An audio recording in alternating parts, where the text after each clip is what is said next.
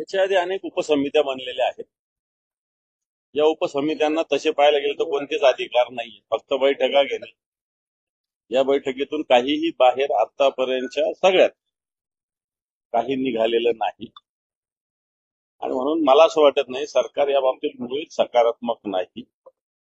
कारण सरकारने जे अध्यादेश काढले त्याचीच अंमलबजावणी सरकारने करावी अशा प्रकारची मागणी मनोज पाटलांची आहे. त्याच्यामुळे नवीन उपसमिती करण्यापेक्षा जो अध्यादेश सरकारने वाशीला येऊन तत्कालीन मुख्यमंत्र्यांनी मनोज जरांगेंकडे दिलेला होता त्याची अंमलबजावणी करावी. त्याला फार बाकी गोष्टी करण्याची गरज नाही असं मला वाटतं. चर्चा अशी सुरू आहे की पहिले चंद्रकांत पाटील होते अध्यक्ष, आता विखे पाटलांना अध्यक्ष केलं, माणसं बदल. मी तेच म्हणतो ना की ह्या फार उपसमितीला फार काही करू शकतील अशातला भाग नाही. ज्यावेळेस सरकारची इच्छा होईल त्याच वेळेस या गोष्टी होऊ शकतील. आणि या सरकारने मागच्या 2 वर्षापूर्वी वाशीला येऊन जो अध्यादेश दिला होता त्या मराठा मोर्चाला मनोज जरांगे पाटलांना, त्या अध्यादेशाची अंमलबजावणी केली तर हा प्रश्न सुटू शकतो. सरकारचं पाशा पटेलचं एक वक्तव्य आहे, शेतकऱ्यांनी आता नुकसानीची सवय लावून सरकार नुकसान भरपाई प्रत्येक वेळी देऊ शकते. मला असं वाटतं पाशा पटेल शेतकरी नेते आहेत. केंद्रीय कृषी मूल्य आयोगावर, राज्य कृषी मूल्य आयोगावर त्यांनी काम केलेलं आहे. शेतकरी या सगळ्या नुकसानीची सवय लावायला तयार आहे. परंतु या सरकारने स्वामीनाथन आयोग लागू केला पाहिजे. या सरकारने शेतमालाला योग्य भाव दिला पाहिजे.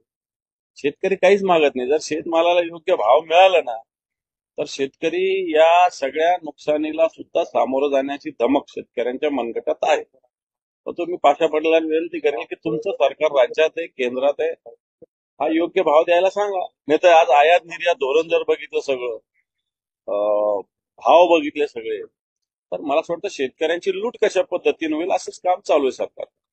पण सत्ताधाऱ्याने अशा पद्धतीनं बोलणं देखील हे आता सत्ताधारी सगळेच काय काय बोलतात हे तुम्ही जर बघितलं की काल कृषी मंत्री जे होते कृषी मंत्री अब्दुल सत्तार यांनी सुद्धा सांगितलं 1 रुपयात पीक विमा जाहीर करा. म्हणजे त्या सरकारमधले घटक आहे कृषी मंत्री होते. पाशा पटेल सुद्धा मी सांगितलं की 2-2 मंडळावर केंद्राच्या राज्याच्या काम करणारे व्यक्ती आहेत.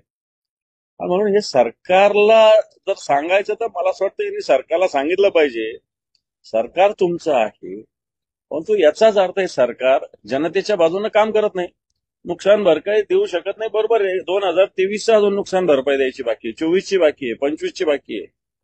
चला 25 हे वर्ष धरून चला, पण 24 आणि 23चे सुद्धा सरकार देऊ शकलेलं नाही. सरकार नुसतं घोषणा करतं. एनडीआरएफ, एसडीआरएफच्या निकषामध्ये आता बदल केलेला आहे, विमा देण्याच्या निकषात आता बदल केलेला आहे. आणि हे जर सगळं बघितलं तर शेतकऱ्याला कशा पद्धतीनं त्रास देता येईल जास्तीत जास्त, हाच प्रकार सरकारकडून चालू आहे. तर मुख्यमंत्री आणि दोन्ही उपमुख्यमंत्र्यांमध्ये 1.5 तास खलबतं झाली. कोणी म्हणतंय उपराष्ट्रपती, कोणी म्हणतंय मराठा आरक्षण. विरोधी पक्षनेत्याकडे काय म्हणते, कशासाठी तिघांची खलबतं आहे? ते पुढे मला नाही वाटत मराठा आरक्षणासाठी हे लोक खलबतं करतील. कारण मागचा जर काळ बघितला तर देवेंद्रजींनी याला सरळ सरळ विरोध केलेला आहे. एकनाथ शिंदेनी सपोर्ट केला परंतु त्याच्यातून काही निघालं नाही.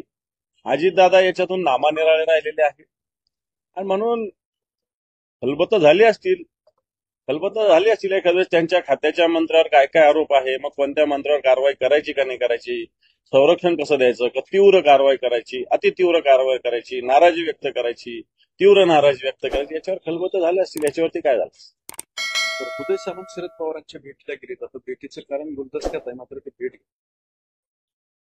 मी सांगतो अशा भेटी गाठी होणं म्हणजे याचे सगळ्याचे राजकीय अर्थ. आता परवा समजा देवेंद्रजींना राजसाहेब भेटले, आता समजा शरद पवारांना उदय सामंत भेटले असतील, तर मला असं वाटत नाही सगळ्याच भेटीचे राजकीय अर्थ असतात.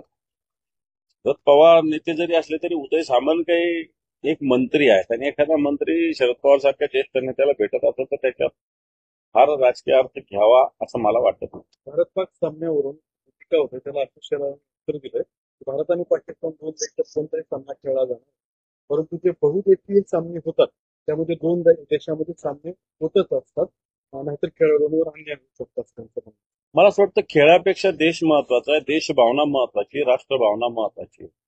एखादा सामना खेळला नाही, चला त्या क्लबमध्ये आपल्याला एखादं पारितोषिक किंवा पदक नाही मिळालं तर आपलं फार मोठं नुकसान होणार आहे का देशाचं? मान्य आहे तुमचं म्हणणं. चला, ज्या मॅच मध्ये त्यांच्याबरोबर असेल त्या मॅच मध्ये बाहेर द्या त्यांना. पण देश सगळ्यात महत्वाचा आहे असं माझं स्पष्ट म्हणणं आहे. आशिष शेलार पुढे असं म्हणतात की म्हणजे विरोधी पक्ष बॅलेट नको येऊ नको प्रभाग रचना अशी का तशी का असे सगळे आरोप करतात. हम्म. पण ज्यांना निवडणुकांमध्ये पूर्णपणे पराभवाची शाश्वती आहे ते असं आरोप. काँग्रेसचं राज्य असताना हेच लोक याच भूमिका मांडत होते. मागच्या काळात संजय राऊत साहेब बोलले होते की एक भारतीय जनता पार्टीचा नेता सेना भवनात येऊन ईव्हीएम मशीनचं प्रात्यक्षिक देत होता.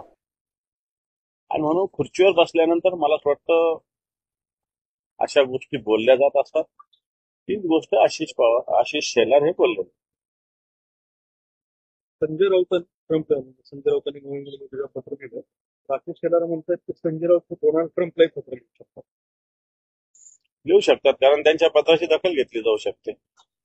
त्याला काय प्रॉब्लेम. एक राम गणेश कुलकर्णी माहितीच तुम्हाला त्यांचं राजसन्यास नावाचं नाटक आहे. हे नाटक वगळावं संभाजी महाराजांची प्रतिमा मोठी होती अशा पद्धतीचं नेहमी हे नाटक वगळणार आहे. साहित्य आणि संस्कृती मंडळांनी ती भूमिका घेतलेली आहे. त्या पद्धतीची चर्चा तुमची काय?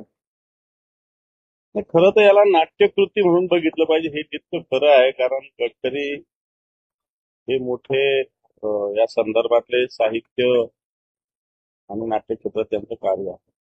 परंतु असं असताना संभाजी महाराज हा एक राष्ट्राभिमान आहे, धर्माभिमान आहे.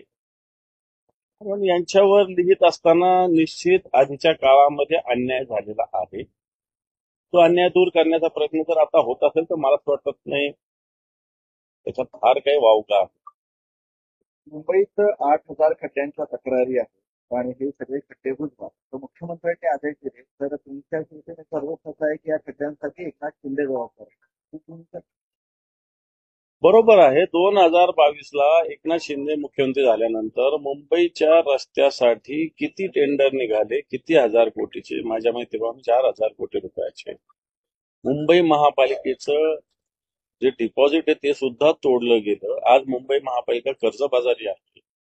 जर 2022 यांचे भाषण बघितले तर 1 वर्षात मुंबईचे रस्ते चकाचक करू सांगितलं होतं. आता सरकारने 8,000 मोजलेले, फक्त मोजलेले 8,000, अजून न मोजलेले किती असतील सांगता येत नाही. आणि याला तत्कालीन मुख्यमंत्री नगरविकास मंत्री जबाबदार आहे. कारण रस्ते बनवण्याच्या ऐवजी कॉन्ट्रॅक्टरांनी या मुंबईची आणि मुंबईच्या रस्त्याची पूर्णपणे वाट लावली. सुनावणी व्हायची आहे पण आरोप सुरू. नाही, प्रभाग रचनेमध्ये निश्चित राजकीय इंटरफेअर कमिशनर लेवल पर्यंत सुद्धा झालेले आहे. महानगरपालिकेचे जे आयुक्त आहे यांनी सुद्धा राजकीय इंटरफेरन्स नंतरच प्रभाग रचना केली. नगर विकास विभागाने सुद्धा याच्यामध्ये स्वतंत्रपणे पुन्हा फेरफार केला आणि नंतर निवडणूक आयोगाकडे सोपवलेली आहे. आता या सगळ्या गोष्टी केल्या सुरुवातीला महानगरपालिका असेल, नगरपालिका असेल, जिल्हा परिषद असेल यांच्या अधिकाऱ्यांनी. नंतर याच्यात भर टाकली ग्रामविकास विभाग आणि नगर विकास विभागाने.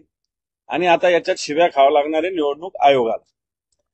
आणि मला असं वाटतं आधीच्या काळात निवडणूक आयोग अशा पद्धतीने प्रभाग रचना करत होतं. राज्य सरकारने स्वतःकडे अधिकार घेतले. स्वतःकडे अधिकार घेत असताना राजकीय दृष्ट्यानं सोयीचं कशा पद्धतीनं होईल असे प्रयत्न केले. म्हणून याच्याविषयी निश्चित प्रभाग रचना काल काही ठिकाणी जाहीर झाली, काही ठिकाणची व्हायची बाकी आहे.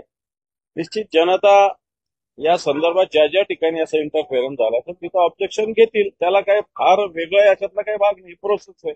जयकुमार गोरे शरद पवारांवरती बोलणी टीका केली.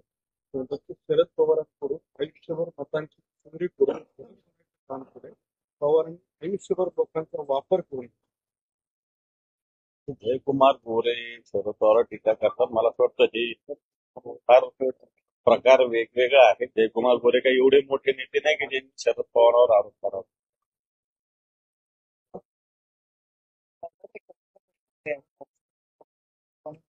आता त्यांचे हाल सुरू आहे फक्त आपण खड्डे रस्त्यावर असं सगळं सुरू आहे. फक्त यावर पेक्षा खरं तर कोकणवासियांचे हाल आहे. 12 वर्षांना मुंबई गोवा रस्ता तयार होतोय. त्यांना गणपतीला जायला अडचणी आहेत. त्यांना बसेस नाही, त्यांना रेल्वे नाही पुरेशा. आणि म्हणून कोकण फक्त नाव बदलल्याने मला असं वाटत नाही कोकणवासियांचे हाल बदलतील. तेव्हा सगळ्यात आधी कोकणवासियांचा हा जो विकासाचा प्रश्न आहे तो सोडवला पाहिजे असं मला तरी वाटतं.